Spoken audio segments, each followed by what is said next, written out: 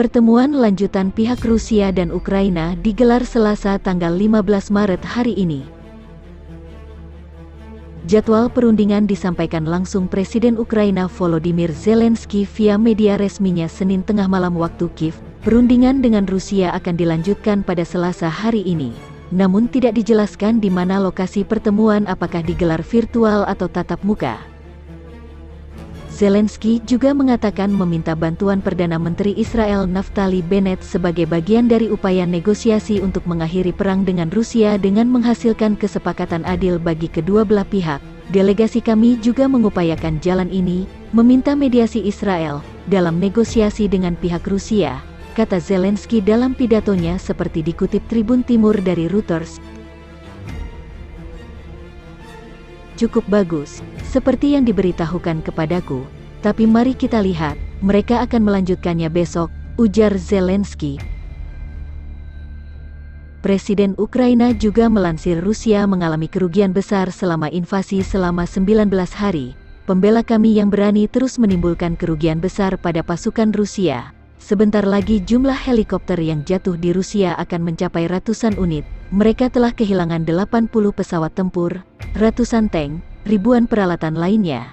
Dalam 19 hari, tentara Rusia telah kehilangan lebih banyak di Ukraina daripada dalam 2 perang berdarah dan bertahun-tahun di Chechnya, kata Zelensky. И которых еще только собираются отправить воевать против нас. Российские срочники, послушайте меня особенно внимательно. Российские офицеры, вы-то все уже поняли. У Украины вы ничего не заберете. Вы будете забирать жизни. Вас очень много. Но и вашу тоже заберут. Но ради чего вам погибать? И зачем? Я знаю, что вы хотите выжить. Мы слышим в перехватах ваших разговоров, что вы на самом деле думаете об этой войне, об этом позоре и о своем государстве. Ваши разговоры друг с другом, ваши звонки домой родным, мы слышим все это.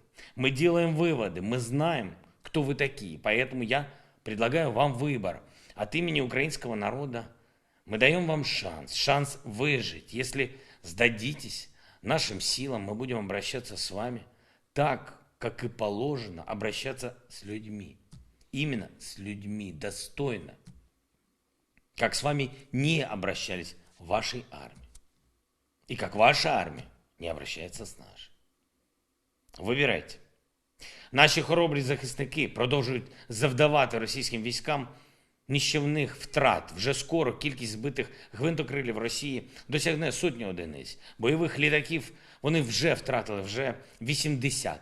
Сотні танків, тисячі інших одиниць техніки. За 19 днів російська армія втратила в Україні убитими більше, ніж за 2 криваві і багатолітні війни у Чечні. Заради чого? Я благодарен тем россиянам, которые не прекращают попыток донести правду. Тем, кто борется с дезинформацией и рассказывает правду, рассказывает реальные факты своим друзьям, своим близким, родным. И лично той девушке, которая вошла в студию Первого канала с плакатом «Против войны». Тем, кто не боится протестовать. Пока еще ваша страна не закрылась окончательно от всего мира, превратившись в очень большую Северную Корею. Вы должны бороться, вы должны не потерять і свій шанс. Євросоюз затвердив 4-й санкційний пакет проти Росії. 4-й, я впевнений, що не останній. Ми працюємо з партнерами над новими обмеженнями, які будуть застосовані проти Російської держави. Кожен, хто відповідає за війну, кожен, хто відповідає за руйнацію демократії, кожен, хто відповідає за репресії проти людей, кожен отримає відповідь. Відповідь світу. І це тільки початок. Відповідальність за воєнні злочини для російських військових неминуча. Відповідальність за свідомо створену гуманітарну катастрофу в українських містах неминуча. Увесь світ бачить, що відбувається в Маріуполі, Харкові, Чернігові, Сумах, Охтирці, Гостомелі, Ірпені, в усіх наших містах. Усі наші партнери проінформовані про злочини окупантів проти мирних людей і місцевого самоврядування в Херсонській, Запорізькій областях, у тимчасово окупованих районах За це буде відповідь обов'язково. За зірвані гуманітарні коридори обов'язково. Протягом дня 14 березня вдалося вивезти з міст та містечок Київської та Луганської областей 3806 українців. Нашу колону із 100 тоннами найнеобхіднішого для Маріуполя досі утримують у Бердянську. Вже третій день. Але ми будемо намагатись, будемо робити все, щоб маріупольці отримали продукти, воду, медикаменти. Повну інформацію про дії окупантів на українській землі надав у розмовах з друзями і партнерами нашої держави. Кожна агресивна дія окупантів тільки підштовхує світ до нових санкційних рішень. Говорив з президенткою Європейської комісії Урсулою фон дер Ляєн, з президентом Польщі Анджеєм Дудою, прем'єр-міністром Люксембургу Ксав'є Бетелем. Взаєморозуміння на 100%. Важливою була і розмова з прем'єр-міністром Ізраїлю Беннетом, як частина переговорних зусиль, щоб завершити цю війну якнайшвидше, чесним миром. Над цим працювала і наша делегація на переговорах з російською стороною. Доволі непогано, як мені доповіли. Але подивимось трохи. Продовжать завтра. Кабінет міністрів України узгодив пакет рішень для підтримки нашої економіки, щоб бізнес працював, щоб люди були з роботою. Там, де безпека це дозволяє, там, де люди до цього готові. Перше. Починаємо податкову реформу. Замість ПДВ та податку на прибуток даємо ставку 2% від обороту та спрощений облік. Для малого бізнесу, а це перша і друга група ФОПів, ставимо добровільну уплату єдиного податку.